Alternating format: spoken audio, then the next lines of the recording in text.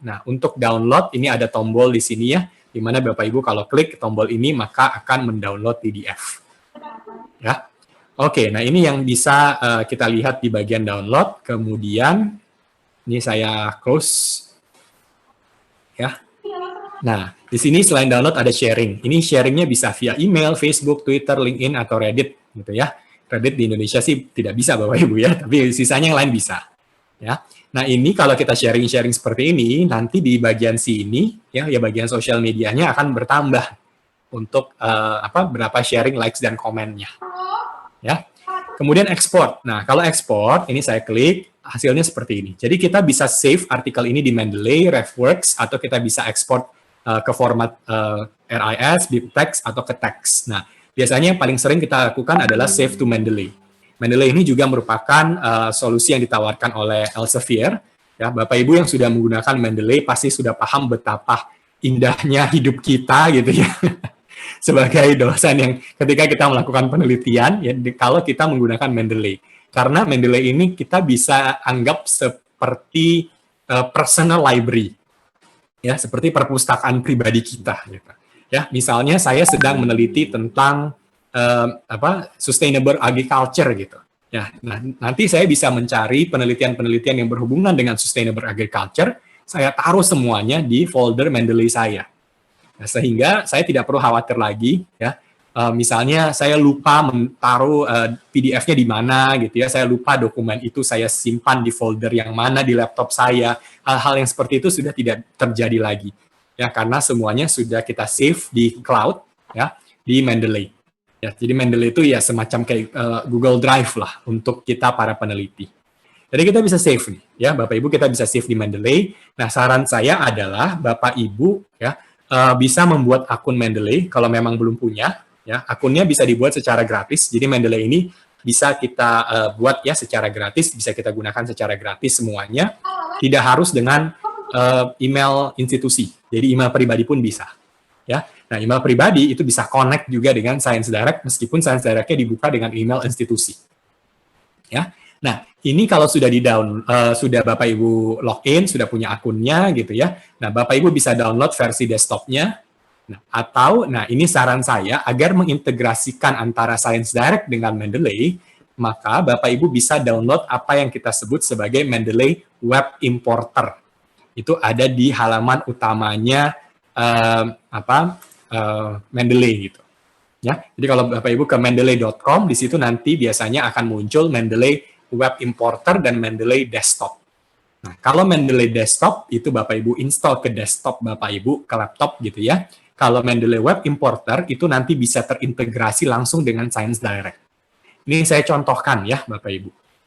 Nah, saya sudah mendownload Mendeley Web Importer. Nah, nanti di sebelah sini Bapak Ibu bisa lihat ini kecil sekali ya ini di sini ya. Ini adalah web importer saya. Nah, kalau saya klik, akan muncul seperti ini. Ya. Oke. Nah, kalau kita lihat di sini ya, Bapak Ibu, ini Mendeley Web Importer saya. Nah, yang terjadi adalah Mendeley ini akan secara otomatis mendeteksi ada 23 artikel yang bisa saya save di library Mendeley saya. Ya. Jadi secara total di halaman ini saja sebenarnya ada 23 artikel yang bisa saya save di Mendeley saya. Oke.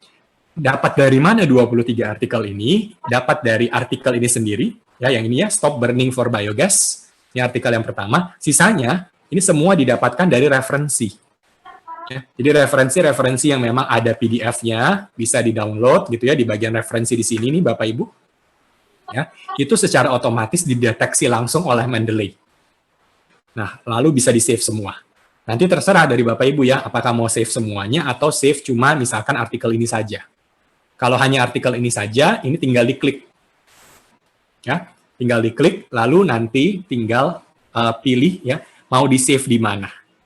Ya, nah lalu kalau sudah tinggal klik Add. Ya. Kalau sudah klik Add, maka artikel ini nanti sudah ada di library ya atau perpustakaan pribadi di Mendeley Bapak Ibu. Ya, ini sudah berubah tombolnya. Nah, ini sudah ada petunjuknya bahwa ini sudah ada nih di Mendeley. Ya. Nah, kalau saya buka Mendeley-nya, Mendeley saya gitu ya. Jadi saya buka mendeley.com. Oke. Ini nanti akan terbuka seperti ini. Ya. Nah, di mendeley.com ini ya, ini saya tinggal menuju ke library saya. Ya, jadi tinggal klik di sini ya. Atau misalkan saya juga bisa menggunakan Mendeley Desktop. Nanti terserah dari Bapak Ibu ya, lebih suka yang mana. Nah, ini kalau kita lihat ya, ini sudah ada artikelnya. Ya, Stop Burning for Biogas ini. Ya. Nah, di sini untuk artikel ini ya, Bapak Ibu, kita bisa lihat, ini adalah artikel-artikel yang sudah saya download sebelum-sebelumnya lah. Ya, kemudian ada artikel yang juga saya publikasikan, itu juga ada. Ya. Nah, ini bayangkan, Bapak Ibu ya, ini di My Library ini, ya, ini dokumennya, itu memang kita bisa banyak sekali jumlahnya. Ya, bisa ratusan, bahkan mungkin ribuan gitu ya. Nah, di bagian library, di all documents ini. Nah, untuk memudahkan penelitian, Bapak Ibu bisa bikin folder di sebelah sini. Ya. Nah, misalkan di sini saya sudah create folder environmental pollution. Ya. Nah, ini foldernya masih empty. Ya, memang belum ada. Nah, kalau saya kembali ke all documents, misalkan ini saya contohkan sebagai contoh untuk penelitian yang bisa saya manfaatkan untuk penelitian saya yang ini, environmental pollution. Saya bisa saya bisa klik ini, lalu saya bisa drag, jadi saya bisa drag, saya bisa drop ke sini. Nah, di folder ini. Nah, nanti di folder ini akan muncul ini, ya, Stop Burning for Biogas. Jadi penelitian ini saya manfaatkan untuk nanti jadi referensi untuk penelitian saya sendiri. Nah, bayangkan ini penelitiannya baru 1. Tapi kalau sudah ada misalkan di sini 100, kebanyakan ya, mungkin 50, 30 gitu ya, referensi. Ya. Ini semua sudah tersave, sudah ada di sini, bisa kita gunakan untuk nanti tinggal di copy, tinggal di paste ke bagian di Word document kita. Ya, nanti juga kalau Bapak Ibu mau misalkan citasinya bentuknya formatnya APA atau formatnya misalkan MLA atau formatnya Turabian gitu ya, Harvard style dan sebagainya, itu semua bisa diatur oleh Mendeley. Ya. Nah, ini kalau saya klik juga sebelah kanan nih di sini ya Bapak Ibu, ini ada URL-nya. Ya, jadi kalau saya klik ini, saya bisa klik saya bisa ini akses filenya. Ya, jadi ini PDF-nya di sini, atau saya bisa klik ini URL-nya. Ini kalau saya klik, saya kembali lagi ke Science Direct. Ya, saya kembali lagi ke Science Direct, saya kembali lagi ke web reader ini. Ya, jadi kita bisa membayangkan bahwa tidak perlu lagi pusing-pusing gitu ya, mencari PDF-nya di mana, gitu, artikelnya waktu itu saya save di mana, nah foldernya apa gitu. Ini akan membuat pekerjaan kita sebagai ketika kita sedang meneliti jauh lebih mudah. Ya, untuk Bapak Ibu yang meneliti atau mungkin untuk para mahasiswa yang bergabung yang saat ini sedang membuat skripsi, tesis atau disertasi, itu silakan memanfaatkan semaksimal mungkin ya kombinasi antara Mendeley dan juga Science Direct. Ya, oke. Sebenarnya masih banyak lagi fungsi-fungsi dari Mendeley, tapi ya karena ini kita fokusnya ke Science Direct ya Bapak Ibu, jadi memang kita saya sudahi untuk penjelasan yang Mendeley-nya. Nah, nanti mungkin ke depannya kalau butuh penjelasan lebih lanjut juga bisa kita lihat sama-sama ya fungsi-fungsi lain dari Mendeley ini.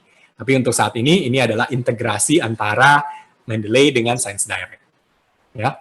Sekali lagi Bapak Ibu, ya kalau saya terlalu cepat menjelaskan ya, tidak perlu khawatir karena nanti ada slide dengan arahan-arahan, ada panah-panah yang nanti akan menunjukkan ke Bapak Ibu. Ini caranya untuk klik Mendeley integration. Ini caranya untuk bikin folder dan seterusnya. Itu semuanya sudah tersedia. Ya, atau kalau Bapak Ibu ke mendeley.com, di sini sudah banyak sekali tutorial-tutorial cara menggunakan Mendeley ya dan integrasi dengan Science Direct. Begitu ya. Oke. Nah, sekarang ya Bapak Ibu kita akan kembali lagi ke halaman utama ya. Jadi saya kembali lagi ke halaman utama dari Science Direct. Kita masuk ke bagian berikutnya. Nah, di sini ya saya akan menunjukkan apa yang terjadi kalau Bapak Ibu klik ini, klik profil.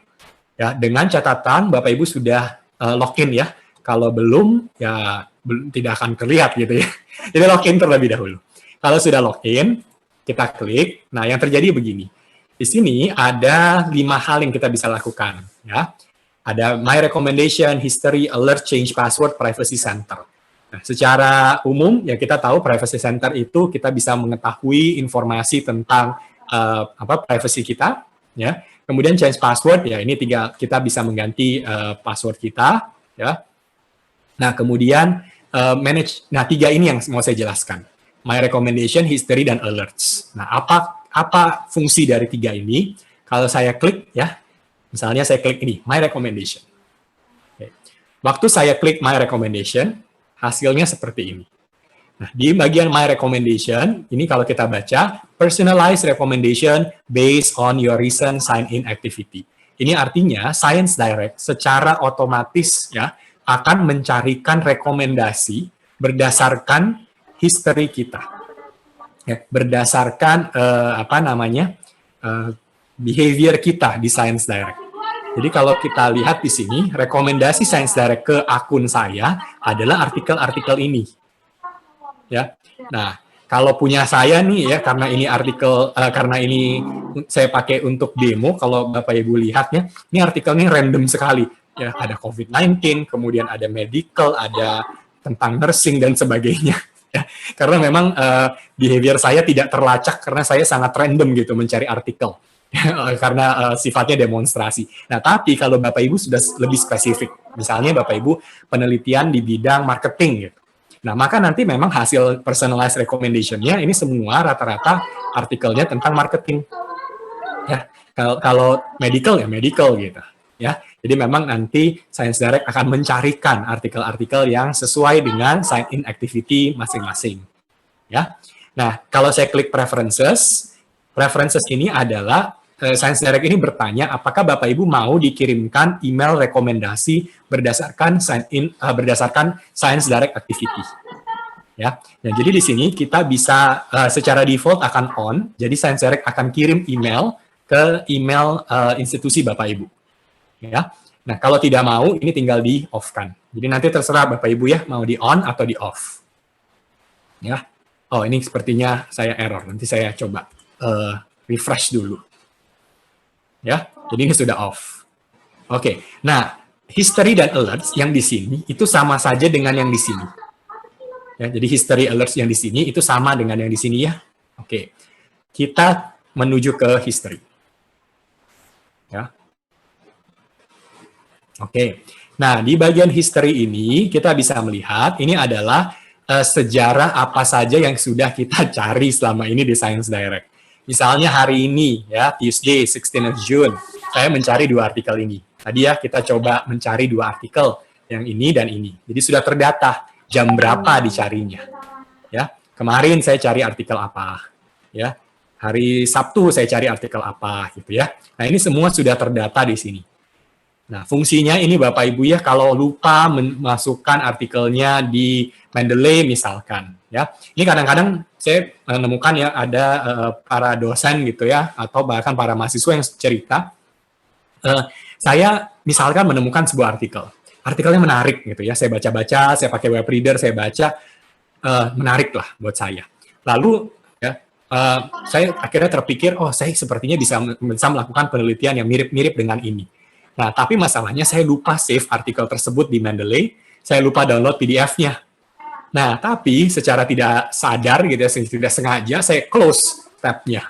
Begitu saya close, ya kemudian beberapa hari kemudian saya baru ingat, oh iya saya bisa melakukan penelitian artikel yang mengacu pada artikel tersebut. Tapi artikelnya di mana ya? Ya sudah lupa gitu ya, waktu itu carinya di mana gitu. Nah, Bapak Ibu tidak perlu khawatir karena bisa menuju ke bagian history. Ya, nah di bagian history ini kita bisa melihat oh ternyata ya mungkin saya dulu pernah mencari artikel ini nih, ya artikel ini saya pernah cari 13 Juni. Nah inilah artikelnya, Multidisciplinary Research Priorities for COVID-19 Pandemic. Ya, nah Call for Action for Mental Health Science. Ini artikel bagus nih Bapak Ibu ya, yang publikasikan oleh The Lancet. Ya, nah ini kita bisa masih mencari history kita ya sehingga tidak perlu khawatir untuk hal tersebut. Nah, kemudian terakhir alerts. Ya, alerts di sini fungsinya ya ini seperti ini ya. Kalau misalnya Bapak Ibu, ya saya yakin Bapak Ibu semua di sini ya, terutama para mahasiswa itu pasti punya akun sosial media. Ya, Instagram, Twitter, Facebook dan seterusnya. Biasanya kalau di akun-akun media sosial kita pasti melakukan follow. Ya, kita follow orang-orang tertentu lah yang kita anggap ya menarik gitu ya. Nah, kemudian kalau di akun media sosial kita follow orang, nah di Science Direct kita juga bisa melakukan follow. Tapi yang kita follow ini adalah jurnal, ya. Jadi kita bisa ini follow, ya. Misalnya, are you interested in keeping up to date with publication? Ini artinya kita bisa follow jurnal, ini ya, nih jurnal, book series atau handbook alerts. Ya, jadi anggaplah ini semacam kayak media sosialnya Science Direct lah, gitu ya. Oke, saat ini saya belum follow satupun jurnal, ya. Nah, jadi saya akan tunjukkan bagaimana untuk follow jurnalnya. Kita tinggal klik ini, find a publication. Lalu akan muncul di halaman ini ya, find a publication. Kita bisa follow 4.200 jurnal dan 30.000 buku. Ya. Nah, tentunya kita tidak mungkin lah follow sebanyak ini, ya, apalagi kalau bukan bidang kajian kita. Nah, misalnya tadi bidang kajian saya agriculture. Saya tinggal ketik di sini agriculture. Nah, kata kunci yang dipakai di sini Bapak Ibu adalah kata kunci yang umum. Ya, misalnya manajemen, ya, agriculture, engineering misalnya, ya. Nah, jadi silakan pakai kata kunci yang memang umum. Kenapa? Karena kita mencari judul dari jurnal atau buku. Judul dari jurnal atau buku biasanya memang kata kuncinya sangat umum, ya. Misalnya kalau saya kata kuncinya agriculture, di sini kita bisa lihat ya rata-rata ini judul jurnalnya menggunakan agriculture. Ya. Nah, saya akan mendapatkan ada 88 publikasi yang bisa saya saya bisa follow. Nah, 88 ini terdiri dari ini semua. Ya. Ada jurnal, buku, handbook, reference works, dan book series. Ya. Nah, kalau Bapak Ibu tidak ingin follow buku dan sisanya, Bapak Ibu hanya ingin follow jurnal, ini tinggal diklik jurnal. Ya. Nah, ada 11 jurnal yang memang berhubungan erat dengan agriculture yang bisa di-follow. Ini adalah jurnal-jurnal yang Elsevier di sini. Ya. Nah, dari ini semua kita bisa lihat ya ini jurnal-jurnalnya. Misalnya saya mau follow, katakanlah saya ambil contoh yang ini, Agriculture, Ecosystem, and Environment. Ya, ini kalau saya klik akan terbuka halaman ini. Nah, halaman ini akan menunjukkan informasi yang sangat lengkap ya untuk jurnal ya jurnal ini. Nah, informasinya ada apa saja? Ya kita bisa melihat side score-nya dan impact factor-nya berapa. Kita bisa melihat siapa editor-in-chief-nya. Kalau saya klik editorial boards-nya, saya juga bisa melihat siapakah editor-editor lainnya. Saya bisa lihat latest issue-nya ini ya. Nah, ini sudah volume 301, nanti akan keluar Oktober 2020, dan seterusnya. Saya bisa lihat artikel-artikelnya, saya bisa lihat all issue-nya. Saya bahkan bisa submit artikel saya dari link ini. Ya, ada guide for authors, about jurnalnya, dan seterusnya. Kalau saya scroll sedikit ke bawah, di sini saya bisa melihat artikel-artikel yang dipublikasikan oleh jurnal ini. Ya, ini ada latest publish, ada top cited, ini artikel yang paling banyak disitasi, dan juga most popular, ini yang paling banyak dibaca. Nah, ini Bapak Ibu ya akan sangat berguna. Kenapa? Karena kita sebagai peneliti kita bisa tahu ya, jurnal-jurnal yang bagus, ya, misalkan Journal of Cleaner Production, misalnya, atau The Lancet gitu ya. Nah, mereka itu tipe-tipe artikel yang mereka publikasikan itu seperti apa. Biasanya kita bisa lihat dari latest publish-nya. Kalau top cited, kita bisa tahu nih, ya, ini jurnal-jurnal, artikel-artikel yang paling banyak disitasi itu yang seperti apa. Ya, atau yang paling banyak dibaca itu yang seperti apa. Ya. Nah, untuk follow jurnal ini, ada linknya di sini, set up journal alerts. Ada gambar bell atau gambar loncengnya di sini ya. Itu bisa kita klik dan kita bisa follow jurnal ini. Ya, kalau saya klik, maka ini yang akan terjadi. Nah, saya bisa follow jurnal ini ya berdasarkan pertama table of content dan yang kedua article in press. Bedanya apa? Kalau saya klik table of content, maka akan ada email pemberitahuan ke saya kalau jurnal ini baru saja publikasi. Ya, jadi baru saja publish, maka saya akan tahu isi dari artikel-artikel yang dipublikasikan apa saja. Ya, sekali lagi ini berguna agar saya bisa tahu, oh inilah tipe-tipe artikel nih yang sering bisa diterima di jurnal-jurnal seperti ini. Kedua, artikel in press. Kalau artikel in press ini adalah artikel yang akan dipublikasikan. Ya, jadi misalnya artikelnya akan segera launching misalkan bulan depan gitu. Nah, artikelnya sekarang sudah dalam status in press. Nah, maka sama Bapak Ibu akan terima email bahwa inilah artikel-artikel yang akan dipublikasikan, tapi masih dalam status in press. Ya, kalau sudah tinggal klik save. Maka secara otomatis kita sudah follow jurnal ini. Kita bisa kembali ke alert page dan hasilnya kita kembali ke sini. Ya. Nah, sekarang saya sudah follow jurnal ini. Bayangkan Bapak Ibu ya, ini follow-nya cuma satu. Tapi kalau follow-nya banyak, ya, misalkan saya penelitinya bidang kajian saya agriculture, kalau saya sudah follow-nya banyak, itu saya bisa membayangkan kita punya data yang begitu bermanfaat karena saya bisa tahu inilah hasil-hasil penelitian di bidang agriculture ya yang dipublikasikan oleh Elsevier. Ya, yang menurut para editor, menurut para reviewer, ini jurnal-jurnal yang akan memiliki penelitian-penelitian yang akan memiliki dampak yang besar. Ya, nah itu akan bisa saya terima informasi-informasinya secara berkala. Ya, nah semoga ini juga bisa membantu Bapak Ibu ya untuk bisa lebih produktif lagi nanti ketika meneliti. Ya. Nah, kalau saya kembali lagi ke Science Direct, nanti di depan ini akan ganti Bapak Ibu. Saya belum tahu ini apakah sudah muncul di halaman utamanya Bapak Ibu karena ini fiturnya masih beta. Ya, jadi saya belum tahu ini apakah sudah launching atau belum. Ya, kalau sudah, maka hasilnya seperti ini. Bapak Ibu nanti bisa melihat jurnal-jurnal yang di-follow. Ini artikel-artikelnya ada apa saja. Ya, jadi nanti bisa dilihat di sini langsung di homepage-nya. Ya, nah kalau belum berarti Bapak Ibu ya mohon menunggu karena memang ini fiturnya masih beta. Semoga segera akan launching untuk fitur ini. Oke, semoga jelas ya Bapak Ibu, jadi kita bisa memanfaatkan Science Direct tadi menggunakan topic page dan juga kita bisa searching, kita bisa integrasi dengan Mendeley, kita bisa pakai recommendation, history, dan juga alerts. Ya, nah terakhir yang akan saya jelaskan ya itu adalah kasus di mana kalau Bapak Ibu sudah memiliki research paper. Ya, research papernya sudah jadi. Nah, pertanyaannya sekarang saya mau publikasi di mana ya untuk memang untuk research paper yang sudah jadi ini. Nah, biasanya kita memang mencari yang terindeks Scopus, ya, dan kadang-kadang yang terjadi adalah kita carinya manual.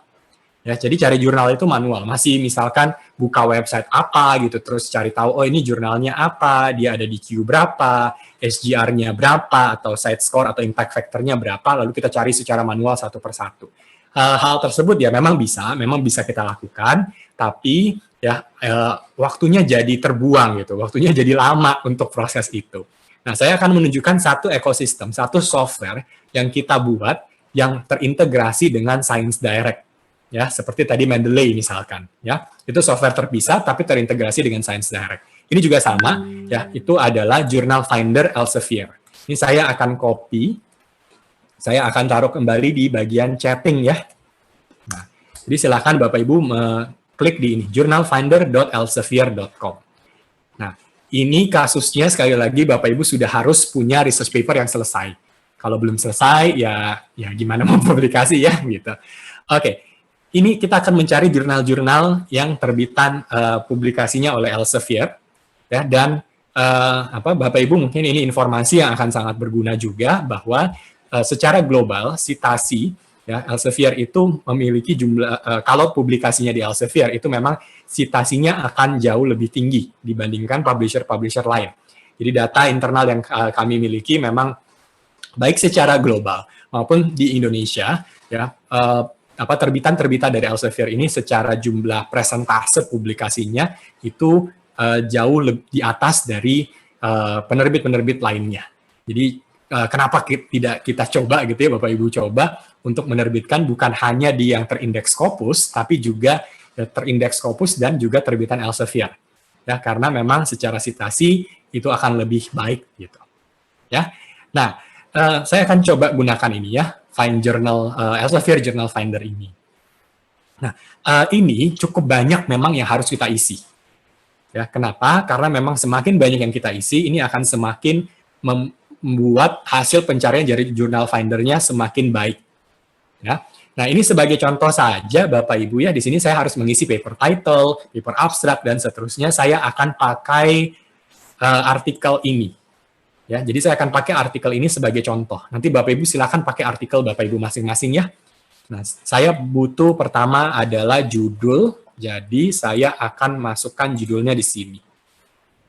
Ya. Kemudian yang kedua saya butuh abstrak. Karena saya butuh abstrak, saya ambil saja abstraknya ini. Ya, mungkin nggak semua ya. Mungkin misalkan saya ambil sampai sini. Ya. Kemudian saya taruh di sini. Ya.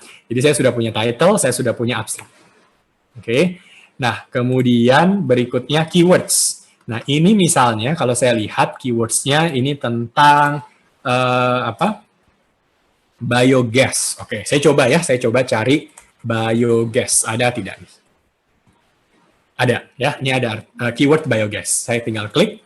Nah, kemudian berikutnya ini sepertinya tentang sustainability business ya. Jadi coba saya cari kata kunci misalkan sustainable business. Ya, oh ada juga nih ya. Dia ada sustainable business. Oke, saya bisa klik. Ya. Nah, nanti silahkan Bapak Ibu, ini bermain-main dengan keywordnya. Di bawah ini ada field of research. Ya, field of research-nya kalau saya klik di sini, ini tentang agriculture ya. Jadi saya akan pilih ini, agriculture and biological science. Nah, kemudian ini sepertinya juga gabungan, jadi ada agriculture dan juga ada bisnis. Jadi saya akan cari satu lagi. Misalnya bisnis. Bisnis mana ya? Ini, business management accounting. Ya. Jadi field of research-nya ini gabungan agriculture dan bisnis. Oke. Kemudian ini saya bisa langsung find journal atau saya bisa refine your search. Ya, kalau saya klik refine your search, hasilnya begini. Nah, di bagian ini juga akan sangat penting dan berguna untuk kita nih ya sebagai para peneliti.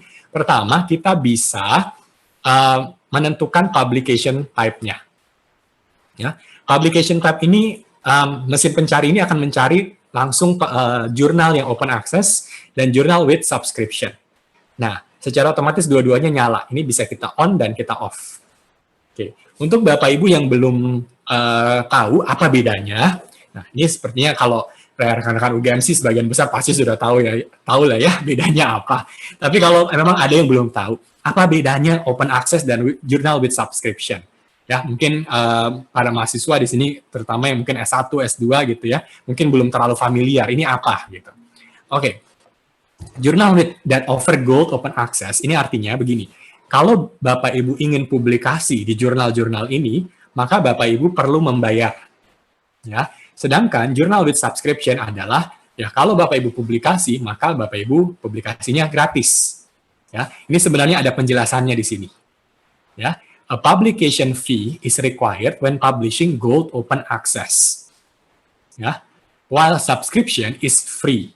An embargo period applies before authors can publish their manuscript to the public.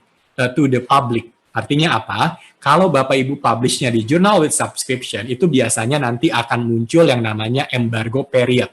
Embargo period artinya manuskrip Bapak Ibu ya itu tidak boleh disebarluaskan sampai embargo periodnya lewat. Ya. Nah, jadi misalkan jurnal subscription-nya ada embargo period 12 bulan misalnya gitu. Artinya jurnal ini boleh Bapak Ibu sebar-sebar begitu saja karena memang jurnal ini yang punya haknya adalah penerbitnya. Ya. Nah, karena memang gratis ya maka memang jurnal with subscription ini memiliki embargo period. Sedangkan yang gold open access ini boleh Bapak Ibu langsung sebar-sebarkan. Tapi memang downside-nya adalah Bapak Ibu memang harus membayar ya untuk jurnal open access. Ada jurnal yang hybrid. Jadi nanti kita bisa menemukan ada jurnal yang sifatnya hybrid. Hybrid itu artinya ada dua pilihan. Bapak Ibu mau publish yang gold open access atau yang with subscription. Ini nanti terserah. Ya. Kalau nanti kita ketemu jurnal-jurnal hybrid, nah, bagaimana menentukan mau open access atau subscription, itu biasanya nanti waktu Bapak Ibu submit penelitiannya ke jurnal tersebut, itu bisa langsung ditanyakan, ya, ini bagaimana caranya kalau saya mau publish-nya dengan subscription atau dengan open access. Ya, jadi bisa langsung diketik kalau di bagian submission-nya itu ada kotak ada pilihan gitu ya. Ini mau open access atau subscription, silakan dipilih. Kalau tidak, biasanya di bagian komentar atau bisa langsung ditanyakan kepada editornya. Ya, misalnya saya mau dengan subscription, itu bisa langsung diberikan komentar ya, publikasinya dengan subscription atau dengan open access, nanti terserah. Ya. Nah, lalu tidak ada ini persepsinya mungkin ya kalau ada persepsi seperti ini ya, misalnya jurnal open access pasti lebih mudah diterima. Itu tidak tentu Bapak Ibu ya. Itu malah salah gitu persepsi seperti itu. Open access subscription sama-sama saja kualitasnya. Ya. Atau misalkan jurnal open access pasti diterima karena bayar. Tidak juga. Ya, karena pembayaran untuk open access adalah setelah penelitiannya diterima. Jadi kalau penelitiannya sudah diterima, baru Bapak Ibu bayar. Artinya ada proses review terlebih dahulu di depan. Ya, jadi bukan berarti goal open access karena bayar pasti diterima, itu tidak benar. Ya, justru ya Bapak Ibu kalau ada jurnal yang minta bayar dulu baru boleh diterima, itu harus hati-hati. Ya, harus tanda tanya besar. Ini jangan-jangan jurnal predator nih. Ya, jadi bayarnya nanti ya setelah penelitiannya diterima. Oke, lanjut. Jurnal impact. Nah, ini kita bisa bermain-main dengan side score dan impact factor. Nah, secara default akan jadi 10+. Ini kita bisa main-main. Misalnya side score-nya saya mau cuma 3, impact factor-nya misalkan saya mau cuma 3. Nah, ini bedanya apa? Jurnal impact ini berdasarkan citasi. Ya, jadi kita juga bisa baca di sini side score and impact factor, measure the number of times and average paper in a journal is cited. Jadi ini memang betul-betul tentang citasi. Nah, bedanya kalau side score, di sini ada penjelasannya juga. Side score itu dia akan menghitung citasinya berdasarkan 3 tahun ke belakang. Ya, itu side score. Kalau impact factor, ini menghitung citasinya 2 tahun ke belakang. Ya, jadi ini 3 tahun, kalau ini yang 2 tahun. Ya. Nah, kemudian ini, review and publication time. Ini juga saya rasa akan berguna nih, ya. Nah, time to first decision, ini artinya Bapak Ibu bisa mengatur, ya, mencari jurnal ya, di mana informasi tentang apakah penelitian saya diterima atau ditolak itu berapa minggu menunggunya. Ya, misalnya defaultnya 52 plus weeks. Ya, kita bisa bermain-main. Misalkan gini, saya oke menunggu ya, apakah penelitian saya diterima atau ditolak 14 minggu. Jadi silakan ini nanti digeser-geser. Ya, tentunya kalau Bapak Ibu carinya makin ke sini, misalkan saya cuma mau menunggu 2 minggu atau 1 minggu, nanti hasilnya jadi lebih sedikit. Ya, nah misalkan saya 14 minggu oke. Nah, berikutnya time to publication. Kalau yang ini, berapa lama saya harus menunggu dari keputusan diterima sampai dipublikasikan. Ya, defaultnya sama 52 minggu, saya bisa geser-geser, misalkan saya menunggu sampai 20 minggu. Jadi dari keputusan, penelitian Ibu diterima gitu ya dengan revisinya adalah ini. Nah, dari titik itu sampai dipublikasikan berapa lama waktunya? Ya. Nah, ini kalau sudah oke dengan ini semua, kita tinggal klik Find Journal. Nah, dari Find Journal hasilnya seperti ini. Oke. Di sini saya ketahuan ya, looks like this article has already been published. Ya, karena memang saya pakai artikel yang sudah ada. Tapi ini tidak akan muncul ya, kalau misalnya Bapak Ibu pakai artikel Bapak Ibu sendiri. Ya, oke. Di bawah, di sini akan muncul. Ya, inilah hasil pencariannya. Ada 6 jurnal ya yang dipublikasikan Elsevier yang match dengan penelitian ini. Ya, nah. Di sini 6 jurnalnya apa? Nih ya, ada Technology in Society, Scandinavian Journal of Management, Utilities Policy, dan seterusnya. Kita bahkan juga bisa lihat banyak sekali informasi yang lengkap. Ya, misalkan Text Match Score. Ini apa? Ini adalah seberapa match abstrak Bapak Ibu dengan scope dari jurnal ini. Ya, nah kalau ini lebih rendah. Ya, nah tapi kalau ini lumayan lah. Ya. Nah, ini yang kita bisa lakukan. Kalau misalkan text match-nya terlalu sedikit gitu ya, terlalu kecil, nah mungkin Bapak Ibu bisa bermain-main misalkan keyword-nya tadi. Ya, misalkan keyword-nya ini ternyata tidak terlalu bisnis, ini sepertinya masih lebih cenderungnya agriculture gitu ya. Nah, mungkin keyword bisnisnya bisa di take out. Sehingga nanti text match-nya bisa lebih pas gitu. Ya. Nah, berikutnya di sini bisa lihat site score-nya berapa, impact factor-nya berapa, acceptance rate-nya juga kelihatan, time to first decision-nya berapa lama, time to publication juga kelihatan. Kita bisa membanding-bandingkan jadinya. Ya, misalkan di sini acceptance rate-nya 21%. Ya, lumayan nih. Tapi time to first decision-nya 14 minggu. Yang di bawah, ini acceptance rate-nya kecil sekali, cuma 6%. Ya. Tapi time to first decision-nya cepat, cuma 5 minggu. Ya, jadi Bapak Ibu menunggu 5 minggu sudah langsung ketahuan ini diterima atau ditolak. Gitu. Ya. Nah, kemudian nanti bisa jadi keputusan gitu ya, mau yang mana. Ini kalau saya klik juga, akan muncul keterangan yang lebih lengkap. Ya, keterangan lebih lengkapnya ada apa saja, ya kita bisa lihat. Nah, jurnal ini hybrid, karena dua-duanya nyala nih, open access dan subscription-nya. Nah, dengan jurnal hybrid ini, nanti waktu saya submit paper, di sini kan saya bisa submit paper ya. Nah, ini saya nanti bisa memilih, mau yang publish dengan open access atau dengan subscription. Ya, nah, dari sini kita juga bisa lihat ya kalau open access bayarnya berapa. Ini ada ya list price APC. Ya, bayarnya berapa? 2.100 US dollar. Mahal ya Bapak Ibu ya untuk jurnal ini ya open access-nya. Nah, kemudian tapi yang keduanya ada embargo period. Jadi kalau submit-nya pakai yang subscription, embargo period-nya ini 24 bulan. Ya. Nah, selain itu saya bisa lihat subject area-nya apa, saya bisa lihat recent artikelnya, saya bisa lihat journal scope-nya.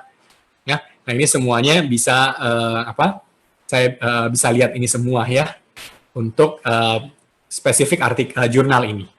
Di bawah juga sama, ya ini ada artikel yang lain, jurnal yang lain, ini juga sama. Ya, ada biayanya, ada embargo period, ada journal scope dan seterusnya. Tinggal nanti submit papernya. Ya.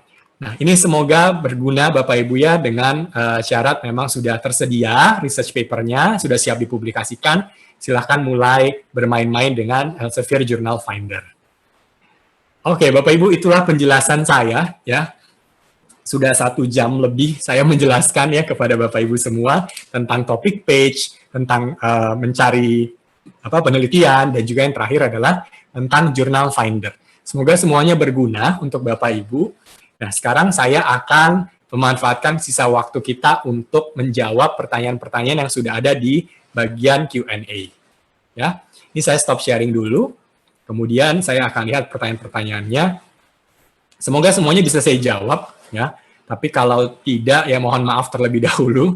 Nah, Bapak Ibu yang lain yang memiliki pertanyaan-pertanyaan yang belum diberikan di bagian Q&A, silahkan ya ditaruh di bagian Q&A. Jangan ditaruh di bagian chatting ya, karena di bagian chatting ini aktif sekali Bapak Ibu ya, jadi takutnya tertimpa pertanyaannya gitu ya. Oke, sebentar. Saya akan lihat dulu pertanyaan-pertanyaannya. Oke, nah ini pertanyaan yang pertama, apakah menulis artikel pada jurnal terindeks di Scopus harus ya secara kolaboratif dengan penulis lainnya atau bisa mandiri? Nah, untuk pertanyaan ini jawabannya adalah sebenarnya bisa mandiri. Ya, jadi kalaupun penulisnya cuma 1 orang gitu ya, tidak masalah. Jadi jurnal terindeks Scopus pun sebenarnya menerima hal ini. Nah, tapi memang kemungkinan diterimanya itu akan lebih baik gitu ya kalau kolaboratif, apalagi kolaboratifnya internasional.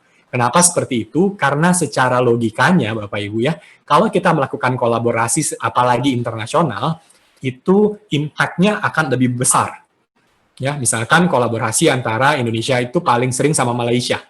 Ya, berarti impact dari penelitian kita bisa dirasakan di Indonesia plus di Malaysia juga. Nah, jadi logikanya seperti itu. Nah, nanti impact factor-nya juga logikanya akan lebih besar. Ya, kalau lintas negara, misalkan 3-4 negara, impact factor-nya, ya side score-nya, itu juga otomatis umumnya ya dari data-data yang selama ini dimiliki oleh Scopus, itu selalu lebih besar. Ya, makanya kita selalu menyarankan sebaiknya terjadi kolaborasi. Tapi apakah harus? Ya tidak juga gitu ya. Dan apakah kolaborasinya harus selalu internasional? Juga tidak. Nasional juga boleh. Sesama rekan di fakultas yang sama pun juga boleh.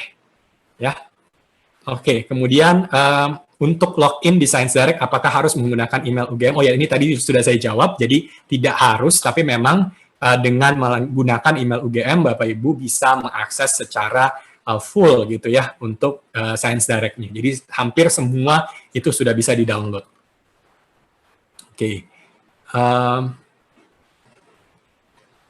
Apakah harus, nah ini pertanyaannya ya, ini Ibu Desi, apakah untuk mengetahui gitu ya, penelitian atau buku bisa diakses atau di-download, harus konfirmasi dulu ke pihak perpustakaan. Nah, tidak harus seperti ini. Jadi Bapak Ibu kalau sudah mengaksesnya dengan email dari UGM, itu Bapak Ibu bisa langsung download tanpa harus konfirmasi ke pihak perpustakaan. Nah, yang harus dikonfirmasi itu misalnya begini. Bapak Ibu menemukan ada artikel dari jurnal yang kita sebutnya jurnal premium. Ini jurnal-jurnal yang peringkatnya mungkin peringkat 1 dunia gitu, 1-2 dunia lah ya di bidang keilmuannya masing-masing. Nah, jurnal-jurnal seperti ini kadang-kadang memang tidak dilanggan. Nah, sehingga kalau menemukan kasus seperti ini, Bapak Ibu bisa tanya ke pihak perpustakaan, ya saya butuh artikel apa di jurnal ini.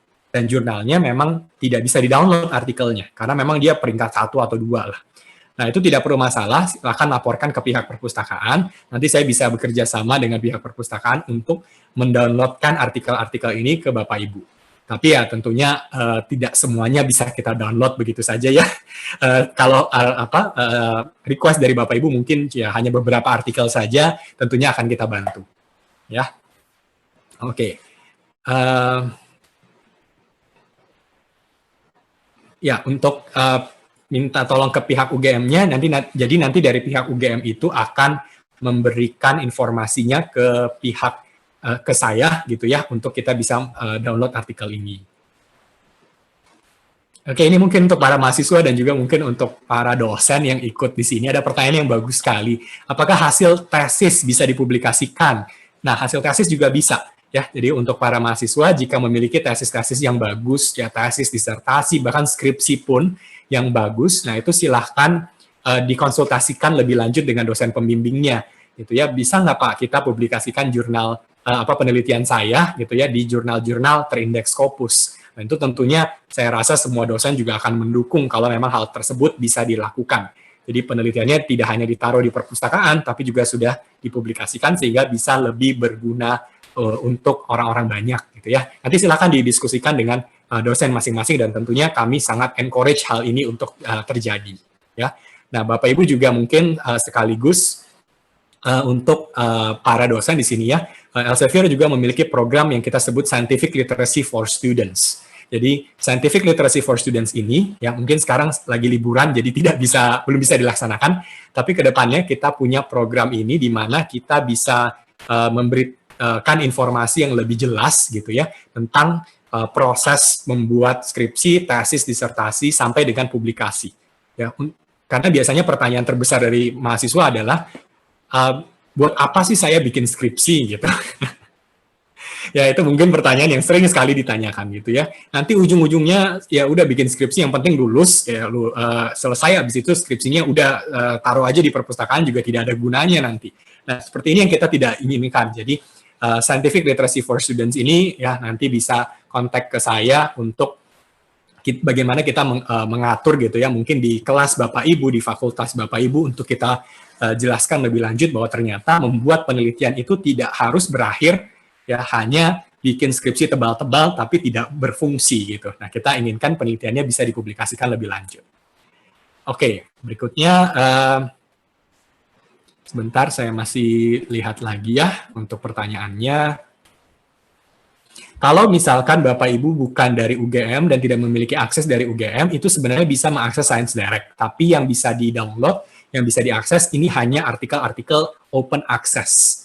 Ya, jadi artikel-artikel yang open access ini bisa termasuk untuk email pribadi.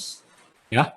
Nah, kalau untuk mengetahui apakah universitas itu berlangganan Science Direct atau tidak, itu bisa ditanyakan ke pihak perpustakaan, ya, atau pihak yang kedua yang bisa ditanyakan itu adalah pihak Research Office atau pihak LPPM. Biasanya mereka memiliki informasi lebih jelas. Oke. Kalau lupa password itu bisa langsung klik saja bagian lupa password, Bapak Ibu ya, kalau misalkan itu terjadi. Lalu Oke, kalau akses, ya ini mungkin ada rekan-rekan UGM yang misalkan di daerah lain gitu ya. Nah, UGM itu menyediakan tadi yang sudah saya sharing adalah proxy server UGM. Jadi nanti Bapak Ibu bisa mengakses melalui apa yang kita sebut sebagai remote access. Ya, jadi dengan connect ke proxy-nya itu nanti bisa download ya dengan remote, jadi tidak harus di lingkungan kampus. Jadi Bapak Ibu yang saat ini misalkan masih di rumah gitu ya, belum kembali ke lingkungan kampus, itu tetap bisa mengakses melalui remote access-nya. Oke, nah untuk abstrak kalau memang tidak berlangganan itu bisa dilihat atau tidak itu kembali itu lebih baik melihatnya di scopus.com karena biasanya lebih lengkap di sana. Oke, sebentar.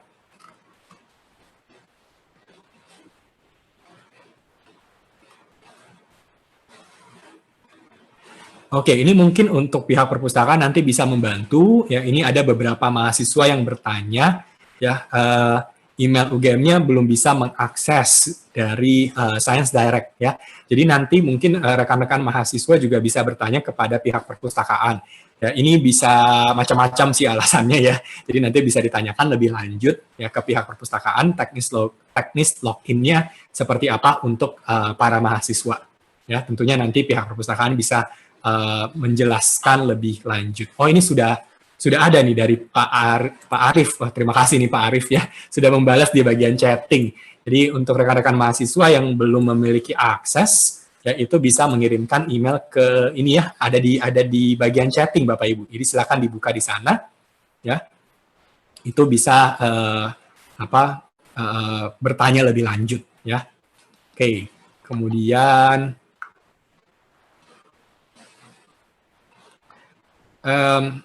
ya, kalau memang ada restricted, sekali lagi ya, nanti bisa coba di screenshot, coba diberitahukan, ya, bisa ke saya langsung atau bisa ke pihak perpustakaan, nanti kita coba lihat ya, apakah itu restricted atau seperti apa statusnya. Oke, berikutnya, apakah nanti ada perubahan artikel ketika sudah dipublikasikan di bulan Juli?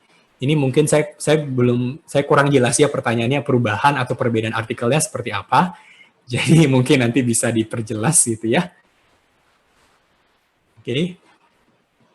Apakah Mendeley bisa digunakan untuk jurnal yang tidak diterbitkan oleh Science Direct? Bisa. Jadi Bapak Ibu, Mendeley itu lebih luas dibandingkan Science hanya sekedar integrasi dengan Science Direct. Karena Mendeley juga bisa dipakai misalkan bahkan untuk berita. Misalkan Bapak Ibu mencari berita tertentu gitu ya di surat kabar apa, ya, surat kabar elektronik, itu juga bisa di-save di Mendeley. Ya, jadi mungkin digunakan untuk bagian introduction gitu, itu juga bisa digunakan. Ya, kalau yang tadi saya jelaskan memang integrasinya saja antara Mendeley dengan Science Direct. Login Mendeley free account dengan login UGM tidak ada bedanya ya. Jadi Mendeley itu memang sifatnya for free. Apakah bisa membuat dua akun dengan dua afiliasi yang berbeda? Bisa sih Bapak Ibu ya, tapi ya kalau untuk UGM sih sebenarnya buat apa juga kita punya dua afiliasi yang berbeda, karena dari UGM aksesnya sudah sangat lengkap gitu. Oke, kemudian history-nya berapa? Oke, ini bagus juga pertanyaannya. Fitur history itu menyimpan history berapa lama? Untuk history-nya saya kalau dari akun saya sih menyimpan historinya sangat-sangat jauh ya, bisa beberapa bulan ke belakang. Ya, itu harusnya juga berlaku untuk akunnya Bapak Ibu. Saya lupa tepatnya berapa bulan gitu ya untuk penyimpanan historinya. Jadi nanti bisa dilihat ya berapa lama gitu. Karena selama ini sih saya kalau searching memang tidak pernah sampai 6 bulan ke belakang, juga tidak sih. Biasanya paling lama 1-2 bulan ke belakang untuk hal ini.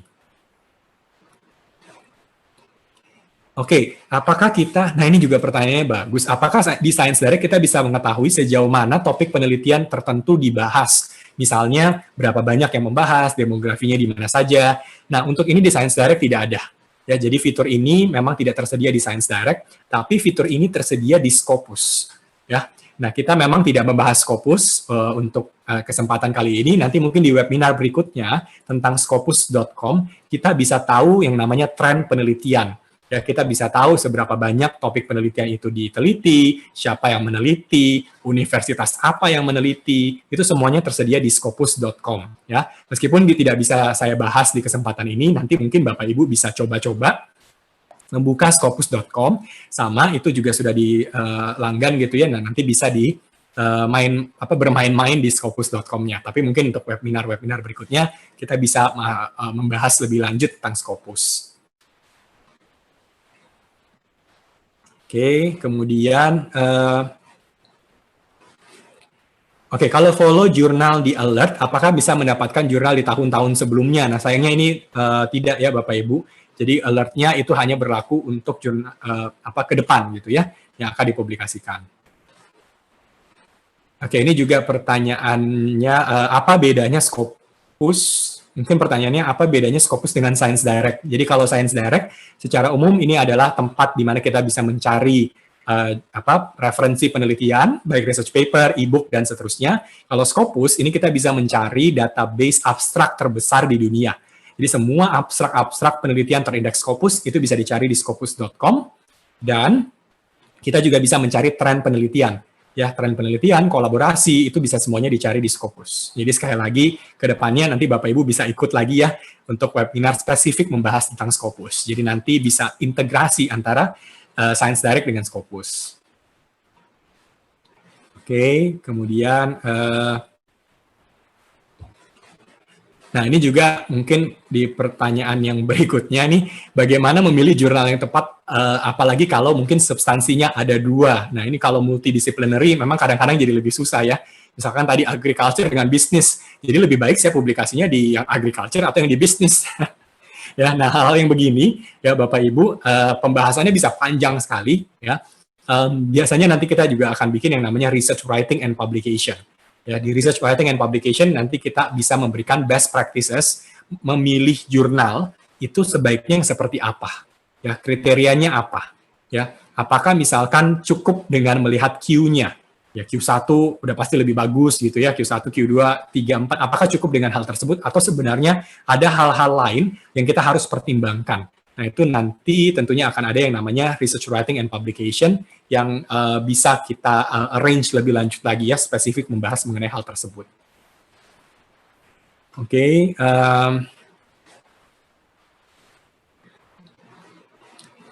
Oke, yang lain sebentar, embargo period dan seterusnya. Nah, ini mungkin bagaimana melihat jurnal ranking Q1 sampai Q4 di Journal Finder Elsevier. Ini memang tidak bisa dilakukan di Journal Finder Elsevier untuk Q1 sampai Q4, tapi bisa di double check di scopus.com. Jadi kalau Bapak Ibu ke scopus.com, bagian source, ya di sebelah kanan atas itu ada tombol untuk source. Itu silakan diklik. Nah, ketika Bapak Ibu klik bagian itu, akan muncul semua jurnal terindeks Scopus. Di situ ada ada filter ya Q1 sampai dengan Q4. Jadi silakan nanti bisa di double check di sana. Ya. Nah, mungkin ini ya dua pertanyaan terakhir ya, karena waktunya juga sudah mau habis nih. Ya mohon maaf tidak bisa menjawab semuanya ya Bapak Ibu. Nah, kalau artikelnya belum dipublish, jadi baru akan dipublish, apakah sudah bisa dijadikan sebagai referensi? Nah, sebaiknya sih jangan Bapak Ibu ya, jangan dijadikan sebagai referensi dulu, karena nanti tidak bisa tidak bisa kadang-kadang ya editor itu jadinya tidak bisa mencek terlebih dahulu apakah artikel ini sudah oke ya, sudah ada gitu ya di database. Jadi sebaiknya artikel-artikel yang baru akan dipublish itu sebaiknya tidak digunakan. Ya.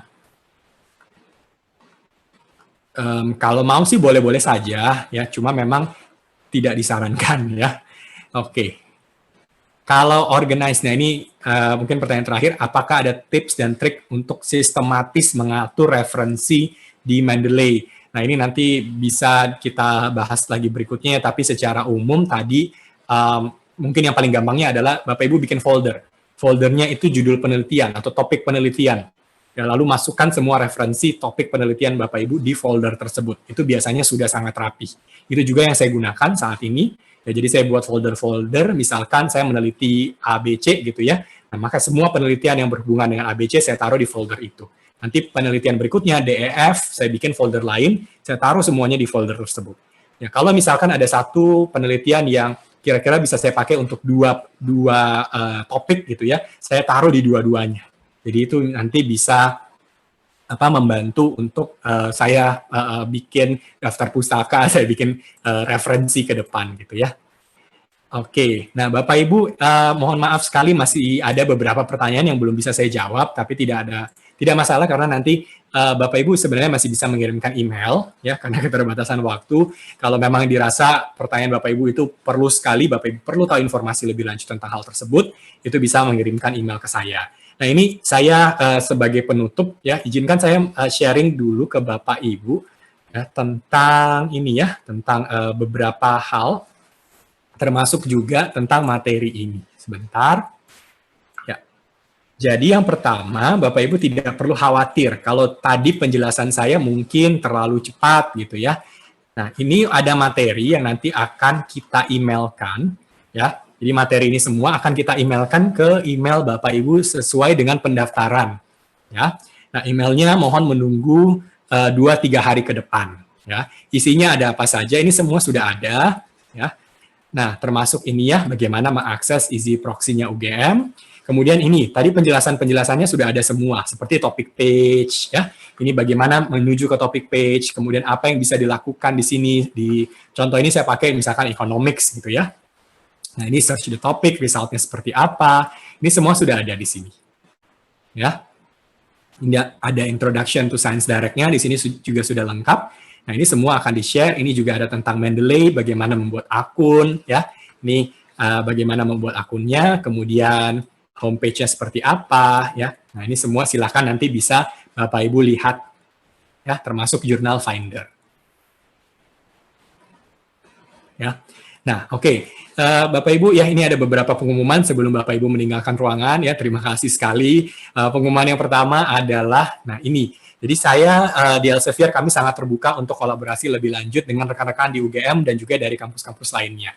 Ya, kolaborasi lebih lanjutnya, pertama kita bisa membuat misalkan yang kita lakukan hari ini, yaitu Science Direct In-Depth, atau nanti mungkin ke depannya kita bisa buat untuk Scopus In-Depth, ya, Research Workflow, ini ada Writing for Researcher atau Author Workshop, atau Research Writing, ya, General Topic Webinar, atau Focus Group Discussion, atau Quiz, ya, jadi kita bisa laksanakan. Nah, Bapak Ibu tidak perlu malu-malu kalau di sini mungkin ada rekan-rekan para dosen ya. Tidak harus semua kegiatan ini dibuat oleh pihak perpustakaan ya, tapi kalau Bapak Ibu dari fakultas ingin membuat spesifik untuk fakultas Bapak Ibu, itu silakan langsung juga bisa menghubungi saya. Itu ada email yang sudah saya taruh gitu ya, j.jang@elsevier.com, silakan langsung email ke sana untuk kolaborasi lebih lanjut dengan para dosen di fakultas masing-masing. Atau mungkin untuk para student, ya, para mahasiswa S1, S2, S3, ya silakan mungkin bisa mengumpulkan teman-temannya, bikin grup gitu ya. Apakah ingin misalkan mengetahui, belajar tentang dunia publikasi, dunia penelitian itu seperti apa. Ya, itu silakan bisa langsung juga menghubungi saya, mungkin bisa bekerja sama juga dengan para dosen gitu ya. Dan kita juga bisa melakukan ini cross faculties dan cross universities. Ya, artinya lintas fakultas, lintas universitas pun bisa kita lakukan. Kedepannya bulan Agustus dan seterusnya, ya kami sedang berencana di Elsevier Southeast Asia untuk membuat webinar-webinar yang sifatnya untuk seluruh Asia Tenggara, ya, dan tentunya kami akan mengundang UGM ya untuk ikut serta juga dalam acara-acara ini, gitu ya. Nah, Bapak Ibu yang terakhir yang ingin saya sharing adalah, ya saya meminta kesediaan Bapak Ibu 2-3 menit saja untuk boleh membuka link ini, ya, surveymonkey.com/r/jjcovid. Ya, ini boleh saya taruh di ini ya, di bagian chatting. Oke, sebentar. Nah, saya meminta bantuan Bapak Ibu untuk mengisi mengisi link ini, tolong di copy dan di paste di browser Bapak Ibu masing-masing. Ya, hanya 2-3 menit saja karena memang pertanyaannya kalau tidak salah ada 6 apa 7 pertanyaan, di mana 5 atau 6 pertanyaan itu multiple choice, jadi PG, pilihan ganda, dan ada satu pertanyaan yang sifatnya opini gitu ya. Nah, ini untuk apa diisi agar ya ini sangat berguna untuk kami bisa mengetahui apa yang Bapak Ibu butuhkan sebagai dosen dan mahasiswa ke depannya. Ya, jadi dengan mengisi ini kami jadi tahu, oh Bapak Ibu itu nanti ke depan butuhnya lebih ke arah research writing kah, atau lebih butuhnya ke arah pendampingan penulisan kah, atau misalkan mengetahui lebih banyak mungkin tentang seluk-beluknya Scopus kah. Nah, hal-hal yang seperti itu yang kami perlu tahu. Ya, nah silakan jadi mengisi. Terima kasih sekali ya Bapak Ibu yang saat ini sudah membuka, sudah mulai mengisi untuk post event survey ini. Ya, nah ini seluruh jalannya webinar yang untuk kesempatan kali ini. Ya, terima kasih sekali untuk Bapak Ibu semua yang sudah mengikuti acara kita. Ya, saya juga khususnya berterima kasih untuk pihak Perpustakaan UGM yang sudah membantu, untuk Pak Arief dan untuk rekan-rekan semua yang sudah membantu ya mempromosikan, ya mengizinkan terutama ya untuk bisa membuat webinar seperti ini. Ya, nanti ke depan-depannya tentunya tidak apa ya Pak Arief dan rekan-rekan dari perpustakaan kalau saya mengganggu lagi untuk kita membuat webinar-webinar berikutnya. Ya, dan tentunya ya untuk para partisipan yang sangat luar biasa selama 2 jam ini, ya, semoga bermanfaat untuk kita semua. Ya, semoga penggunaan Science Direct ini bisa juga menambah lagi ya jumlah dan kualitas dari penelitian ya rekan-rekan di UGM, baik para dosen dan juga para mahasiswa. Ya, untuk itu sekali lagi ya, thank you. Ya, kita akan ketemu lagi di acara-acara kita berikutnya. Seperti itu. Ya, salam sehat selalu untuk rekan-rekan semuanya. Ya, baik, saya akan stop sharing ya, dan Bapak Ibu semua yang terutama yang sudah mengisi post event survei-nya mungkin mulai bisa meninggalkan ruangan. Terima kasih sekali lagi ya. Kita ketemu lagi ya di acara berikutnya.